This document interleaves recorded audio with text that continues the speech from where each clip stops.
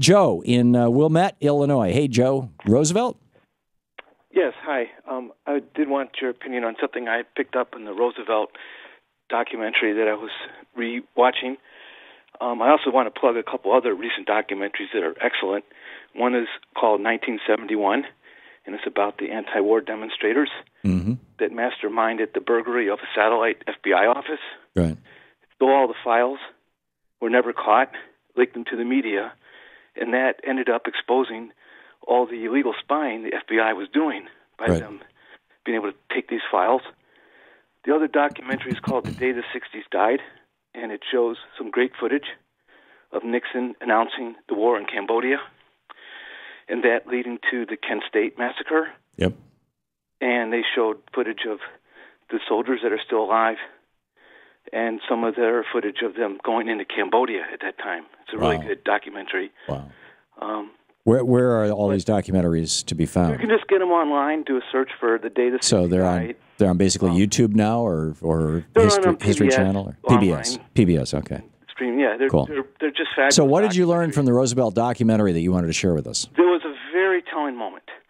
At the beginning of World War II, Roosevelt gave the industry carte blanche and a blank check to build our military machines. And including Ford Motor Company had a 67-acre indoor facility in Ypsilanti, Michigan, that was turning out the massive B-72 Flying Fortresses at about one plane an hour on an assembly line.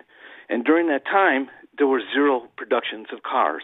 Right. And what they stated very briefly was that Roosevelt, who spent his career going toe-to-toe against the industrial leaders of this country, turned around and went into business with them to crank out these machinery we needed to fight World War II.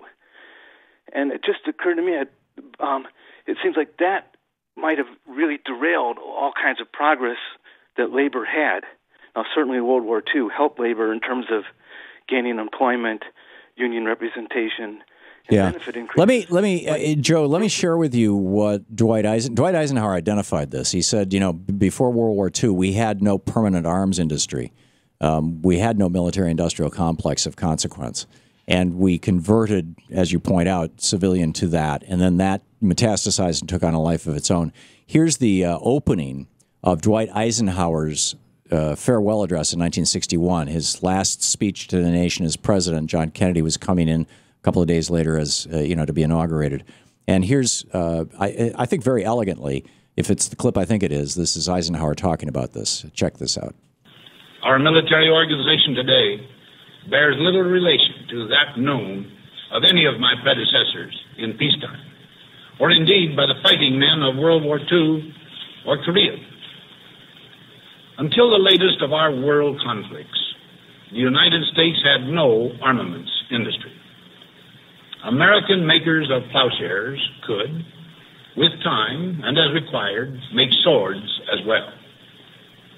But we can no longer risk emergency improvisation of national defense. We have been compelled to create a permanent armaments industry of vast proportions. Added to this, 3.5 million men and women are directly engaged in the defense establishment.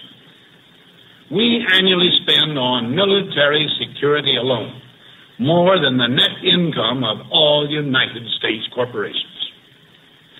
Now, this conjunction of an immense military establishment and a large arms industry is new in the American experience.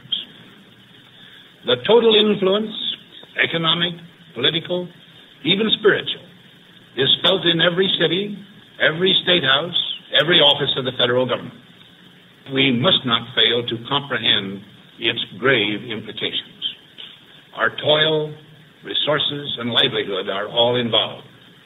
So is the very structure of our society.